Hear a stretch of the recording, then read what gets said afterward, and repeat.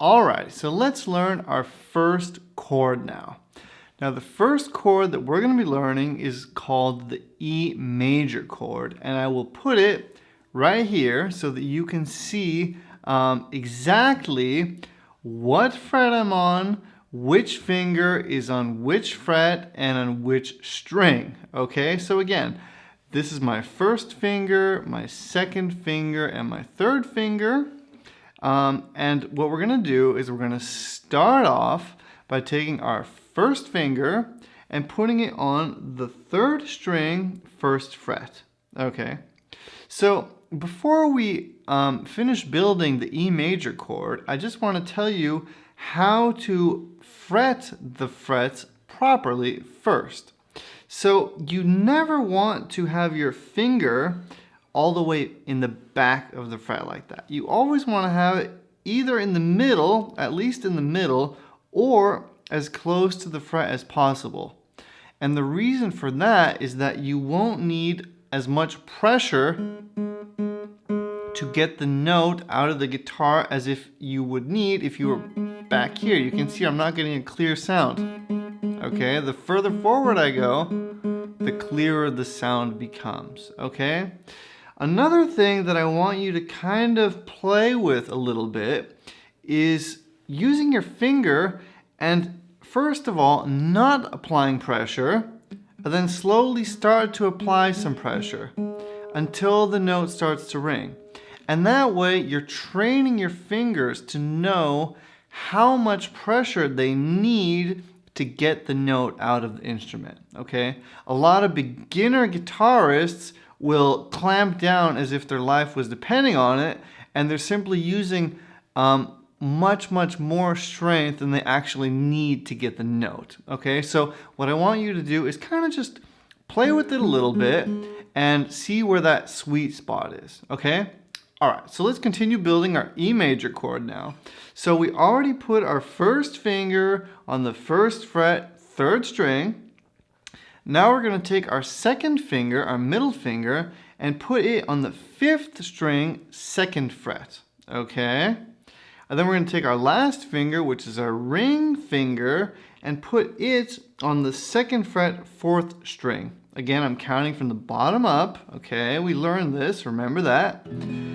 And in this case, we are going to be playing all 6 strings. Okay? With our next chord, which is going to be the A major, we're only going to be playing 5 strings, and I'm going to explain to you how you're going to know how many strings to play. Okay, so let's just focus on E major now, and then I'll show you that on the A major. So you can see I'm playing all 6 strings, and I'm holding down all of the notes. So a couple things are going to happen when you try to do this at home, okay? The first thing is that you might be getting this kind of a sound, kind of a buzzy sound, and that means that you're not applying enough pressure. Okay, so we talked about this. You're going to have to apply a little bit more pressure to turn this sound into this sound. Okay? The other thing that's surely going to happen to you as a total beginner is that as you play these notes, the skin from this finger, so let's say I'm trying to get this note, the skin from this finger will most of the time automatically touch this string, and that's going to mute it out. Okay? So our big challenge now is to really use our fingertips. So you don't want to hold the strings like this. You want to really use the tips of your fingers and really try to keep them straight, okay? So that you avoid touching the string under your finger, okay? So with the E major chord, the major dangers are that either with your first finger, you're going to be touching the second string, or with your ring finger, you're going to be touching the third string, okay? So that means you're going to hit a chord and the notes just aren't going to ring, okay? So this is what I want you to do. Take your thumb and just gently play each note as a single note. okay? Nice and slowly, nice and gently. And that way you're gonna be able to identify exactly which notes aren't ringing and which fingers are kind of the problematic fingers, okay?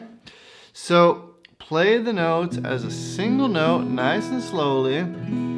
And one more really important thing here is that I don't want you to get frustrated or stressed out when these problems that I describe start to happen to you, because these are typical beginner problems that every beginner goes through without exception, okay? So don't beat yourself up if the notes aren't all ringing perfectly or if it's just not working perfectly. It's a process that lasts a couple of months at the beginning until everything really starts to roll nicely and flow nicely. So don't beat yourself up.